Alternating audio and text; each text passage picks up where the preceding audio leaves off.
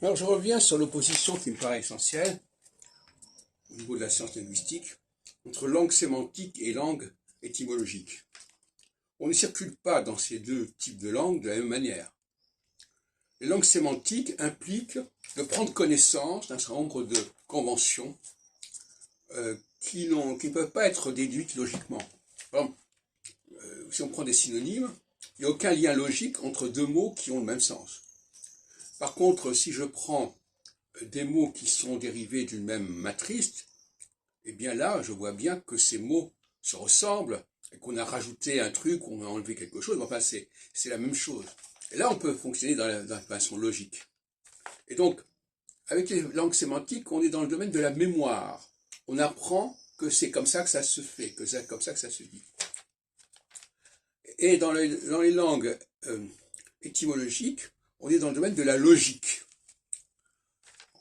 Et ça correspond à des mentalités complètement différentes.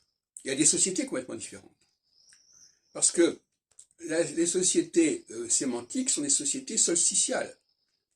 Sont des sociétés où finalement on se met d'accord pour considérer que ça et ça, c'est pareil, alors que c'est pas pareil. Que telle race est pareille que telle autre race, que telle communauté est pareille que telle autre communauté. Et le wokisme a dénoncé ce procédé. Le wokisme est plus proche de la langue étymologique que de la langue sémantique. Le wokisme dit, voilà, vous ne pouvez pas demander à un noir de jouer le rôle d'un blanc, et inversement.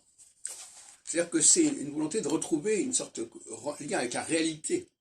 La réalité, c'est ce que nous pouvons voir, ce que nous pouvons capter immédiatement. Qui peut dire qu'il ne voit pas la différence entre un noir et un blanc quand il le regarde physiquement? Il y a un choc immédiatement par rapport à ça.